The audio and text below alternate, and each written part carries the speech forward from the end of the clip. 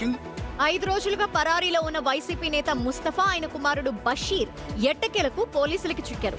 గుజరాత్ లో వీళ్ళిద్దరిని పోలీసులు అదుపులోకి తీసుకున్నట్టు సమాచారం అందిందని మాజీ మంత్రి అంబటి రాంబాబు ట్వీట్ చేశారు.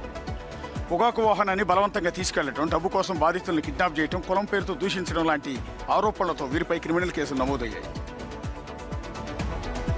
ఒకసారి విజయవాడ శివ దగ్గరికి వెళ్దాం.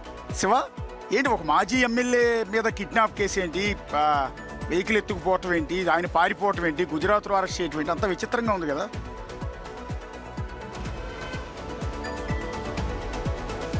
అశోక్, ఏదైతే టొబాకో వ్యాపారం చేస్తాడో ముస్తఫా గత దశాబ్ద కాలంగా, అయితే ఈ టొబాకో వ్యాపారానికి సంబంధించి కూడా నూజివీడులో కొంతమందికి టొబాకో క్రయ విక్రయాలు చేస్తూ ఉంటారు. అయితే టొబాకో బిజినెస్లో వచ్చిన ఆ ఇబ్బందులు కావచ్చు, లేకపోతే విభేదాలు కావచ్చు, ఈ నేపథ్యంలో టొబాకో లారీకి సంబంధించి ఒక లారీని, అంటే నూజివీడు నుంచి కూడా ఒంగోలు వైపు వెళ్తున్న లారీని కూడా ముస్తఫా ఆయన కుమారుడు అడ్డుకున్నారు.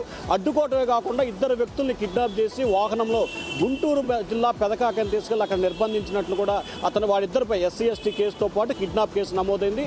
5 రోజుల కాలంగా తండ్రి కొడుకులు ఇద్దరు అజ్ఞాతంలో ఉన్నారు. లేదంటే ఏమైనా వాస్తవం కూడా ఉందా? అంటే ఇవాళ ఆంధ్రప్రదేశ్లో ఏది జరిగినా కూడా అది పొలిటికల్ వెండెట్టా ఉంటుంది. ఒక రివెంజ్ పాలిటిక్స్లో భాగంగానే ప్రతి ఒక్క వైఎస్ఆర్ కాంగ్రెస్ పార్టీ ఎమ్మెల్యేని, ఎంపీని, మాజీ ఎమ్మెల్యేని, ఎంపీని వీళ్ళందరినీ కూడా టార్గెట్ చేసి అరెస్ట్ చేస్తున్నారని కదా వైసీపీ ఆరోపిస్తోంది. ఇది ముస్తఫా వ్యవహారం అలా ఉందా? నిజంగానే ఆయన తప్పు చేశారా? అంటే అశోక్, అంటే ముస్తఫా వ్యవహారానికి సంబంధించి వైఎస్ఆర్సీపీ నేతలు కానీ లేదా మిగిలిన వ్యక్తులు కానీ సానుభూతి వ్యక్తం చేశారు. కానీ దీంట్లో కూటమి ప్రభుత్వానికి సంబంధించి ఇన్వాల్వ్మెంట్ ఉందని ఇప్పటివరకు అయితే ఆరోపణలు చేయలేదు. మొన్న అంబటి రాంబాబు ముస్తఫా నివాసానికి వెళ్ళి వ్యాపారానికి సంబంధించిన విషయంలో పోలీసులు ఎందుకు జోక్యం చేసుకుని ఇది సరైన విధానం కాదని చెప్పి ఆయన కూటమి ప్రభుత్వాన్ని అలాగే పోలీసులు ప్రశ్నించారు. వ్యాపారానికి సంబంధించి ఇచ్చిపుచ్చుకునే ధోరణి ఉంటుంది, ఒకరిపై ఒకరు ఆరోపణలు ప్రత్యారోపణలు చేసుకుంటారు.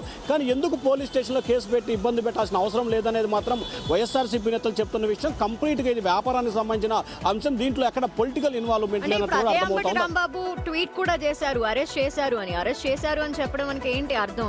ఆయన తప్పు చేశారు కాబట్టి అరెస్ట్ చేశారు అని చెప్తున్నారా, లేదంటే ఆయన్ని ఏ విధంగా అర్థం చేసుకోవాలి ట్వీట్ ని?